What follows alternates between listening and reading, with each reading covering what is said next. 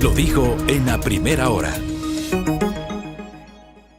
Muy bien, 8:12 en la mañana, entramos a la recta final de nuestro espacio de noticias a primera hora a través de la señal de Armónica FM y las plataformas digitales de Primera Plana. Quiero proponerles algo absolutamente más ligero, no menos importante obviamente, pero más ligero, tratando de salir un poquito de los avatares de la política y las crisis permanentes que tiene este país. Pero el próximo 9 de mayo, la próxima semana, será el estreno nacional de el último film de Tania Hermida, de la cineasta ecuatoriana Tania Hermida. Se llama La invención de las especies, filmado en su integralidad en la región insular de Galápagos. Tiene la gentileza Tania Hermida de acompañarnos aceptando esta invitación que le formulamos desde este espacio. Tania, qué gusto, bienvenida, ¿cómo le va? Buenos días, muchas gracias por la invitación. Pues bien, estamos ya en la recta final previa al estreno de nuestra nueva película, ojalá no sea la última. Y bueno, digamos, pues, la última filmada hasta ahora. Exacto.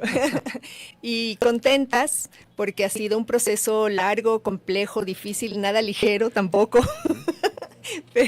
Pero aquí estamos. ¿Cuánto tiempo tomó? No, la película tomó su tiempo, pero digamos que el proceso ya de rodaje, desde el rodaje hasta acá, han pasado 3 años y un poco, porque la filmamos en el 2020, en plena pandemia.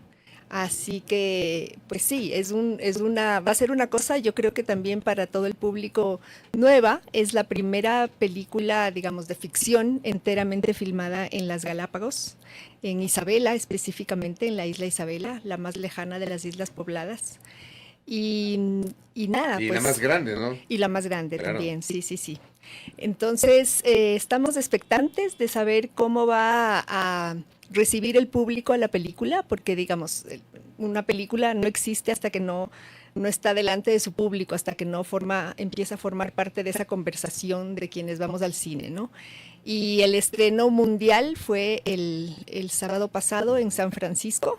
Esa fue la primera vez que se mostró a un público y estuvo muy chévere, fue una recepción como muy cálida, y fue muy gratificante ver que, siendo una película, pues, en este sentido también, como las otras mías, muy personal y dentro de mi propia geografía, de mi mundo, pues llega a audiencias que pueden parecer lejanas y que sin embargo se conectan con la película por lo que propone en términos de la experiencia humana, ¿no? Para las personas que nos están siguiendo en Facebook y YouTube, ustedes pueden ahí ver las imágenes del tráiler de esta película, que el rodaje ha tomado 3 años, nos dice Tania. No, el rodaje 5 semanas. 5 semanas. Lo que pasa pero es que toda la producción, todo. Filmamos hace 2020. En el 2020, y luego está toda la postproducción. Correcto, y íntegramente en Galápagos.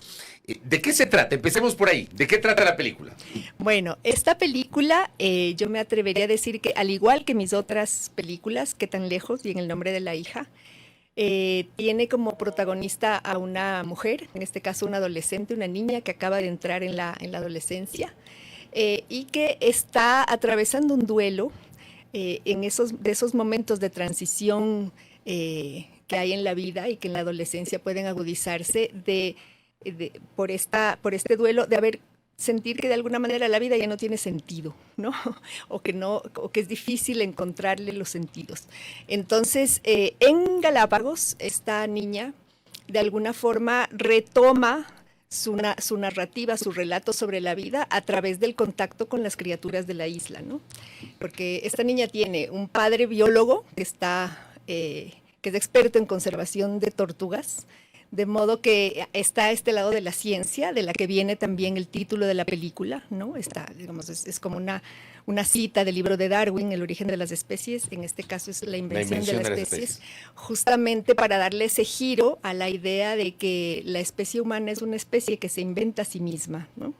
Que no viene con un destino dado, que se inventa permanentemente y se inventa a través de la palabra. Entonces, esta niña está en este duelo y a través del contacto con las criaturas de las islas gana el poder de narrar, de relatar, y de esa forma de volver a tejer el sentido de su vida, ¿no? Entonces, hay para mí como 3 textos que de alguna manera están tejidos en el guión. El uno, obviamente, el que tiene que ver con la ciencia, Darwin. El otro es una evocación como muy, muy sutil al libro del Génesis, a los 7 días de la creación del Génesis. La historia ocurre en 7 días, evocando esta idea de que en 7 días la niña se crea a sí misma, ¿no? Y el otro texto que para mí es como muy importante y que está de algún modo evocado en esta historia es Sherezade, la historia de Sherezade de las 1001 noches, de esta mujer que para sobrevivir tiene que narrar, que el día en que ya no pueda narrar pues va a ser sacrificada, ¿no? Y su forma de burlar al poder es poder contar historias. Y se salva a través de la palabra, ¿no? Entonces, de alguna forma, estas 3 cosas están ahí tejidas con muchas otras, porque es un guión que tiene muchas citas, que toma de muchos otros textos, de muchos otros libros, de muchas otras historias. Es un guión en donde más que en ningún otro, porque en todas mis películas ha pasado un poco eso, a mí se me ha hecho como muy presente esta idea de que escribir es de alguna manera citar, ¿no? Citar, uno escribe a partir de lo que ha leído, escribe a partir de las películas que ha visto, y de lo que ha vivido, ¿no? Y de lo que ha vivido, pero sobre todo de lo que ha vivido y que ha podido convertir en relato, ¿no? Entonces eso hace que la película tenga una cantidad muy, muy grande de citas, de otros textos de los que yo tomo prestados, personajes, historias, que forman parte finalmente del tejido de esta historia. ¿En qué categoría le puedo ubicar esta historia? ¿Drama, thriller, ficción? ¿Qué categoría? Sí, mis películas a mí me cuesta mucho clasificarlas, sí. Pero en todo caso, yo de las anteriores decía que son comedias tristes, ¿no? Pero esta yo me atrevería a decir... ¿Qué tan lejos en el nombre de la hija? Sí. Comedias tristes, ¿por qué? Yo digo que son comedias tristes, porque son películas que tienen una dosis importante de humor, de situaciones, pero terminan reflejando un drama también. Pero que, claro, reflejan un drama y sobre todo que tienen como un aire de una cierta melancolía, ¿no? Que está ahí en el fondo de la historia. En este caso es una película que, digamos, en el mundo del cine independiente hay una categoría como muy, muy conocida que es el coming of age. Está en inglés porque muchas cosas del mundo del cine están en inglés. Coming of age son las películas en donde hay un drama, por decirlo así, de maduración, una película de crecimiento. Entonces suelen llamarse así a las películas de la entrada en la adolescencia o de la salida de la adolescencia. O sea, estos momentos de maduración de los personajes en la historia. Y entonces, en este caso... Obviamente la niña es una adolescente que acaba de entrar en la adolescencia y entonces de entrada está eso, pero también está lo que está en mis otras 2 películas, que yo de algún modo siento que son como una trilogía, sin que se parezcan en los temas evidentemente no en las escenografías, pero sí hay un patrón que se repite, ¿no? Y es que en ese proceso de maduración, en ese proceso de crisis de los personajes en las 3 películas, hay dos cosas que entran a jugar de manera muy fuerte. La una es la presencia de un mentor, que digamos en la dramaturgia ese personaje suele ser como muy, muy arquetípico, ¿no? Del brujo o del mago o del loco, o del mentor, que en qué tan lejos lo interpreta el personaje que es Jesús, el personaje de Jesús. En El nombre de la hija es el tío loco, y en esta película es un personaje que ya lo verán las y los espectadores, pero en los 3 casos está interpretado además por el mismo actor, que es Pancho Aguirre. Entonces, ese actor que a mí me ha inspirado muchísimos personajes, le da a la historia siempre esta vuelta por la cual accedemos como a otra forma de estar en el mundo, a otra forma de mirar, a otra forma de entender la realidad y de nombrarla, ¿no? Y en este caso, pues pasa lo mismo, y pasa lo mismo con un personaje interpretado por ese mismo actor. Y el otro tema que entra a jugar fuerte en ese proceso de maduración es la amistad. Hay en mis 3 películas como el sentimiento, el tipo de relación que a mí me gusta trabajar, es la relación esa relación de amistad que tiene que ver con un contacto entre iguales que se apoyan mutuamente en momentos muy complejos sin que haya ningún tipo de compromiso, ni previo ni posterior, pero sí una gran complicidad, ¿no? Y en este caso también es una historia de amistad de adolescentes. Usted, Tania, dirige, produce y escribió el guión de la película. Sí, yo diría que en el orden, yo digo que yo primero escribo, o sea, escribir es mi Primero pasión. el guión. Sí, pero además de escribir es mi pasión, es quizá lo que es mi sentido de la vida es ese, ¿no? Armar esas historias, describirlas, concebirlas, meterme en esos mundos, en fin. Y entonces me demoro escribiendo, esta vez me demoré más que en las otras dos, y luego sí, yo dirijo en las 3 películas las he escrito y dirigido yo, y la producción no es mi oficio, pero en el cine independiente es muy difícil tener una productora o un productor que se haga cargo de todo ese proceso que es tan largo y tan complejo. Entonces yo he producido mis 3 películas también, pero yo no me considero una productora. He producido mis 3 películas porque me ha tocado. ¿Por qué en pandemia? ¿Por qué empieza todo en pandemia, en 2020? Claro, la vida nos va poniendo unos desafíos tremendos, ¿no? Yo me había demorado en escribir este guión y cuando finalmente lo tuve y participé en los fondos concursables del IFSI, que es los fondos con los que esta película se produjo junto con los fondos de Ibermedia, pues ya coincidió que obtuvimos los fondos justamente a principios del año 2020, en plena pandemia. O sea, poco tiempo después de iniciada la pandemia, nosotros ganamos esos fondos, ¿no? El de Ibermedia, el del IFSI. Y ahí teníamos la posibilidad o de parar un tiempo indefinido, que no sabíamos cuál iba a ser, o de continuar a pesar de la pandemia. Y entonces fue una decisión difícil, pero en un momento dado vimos que había que filmar. Era también parte de nuestros mecanismos de sobrevivencia en la pandemia, ¿no? Filmar, avanzar.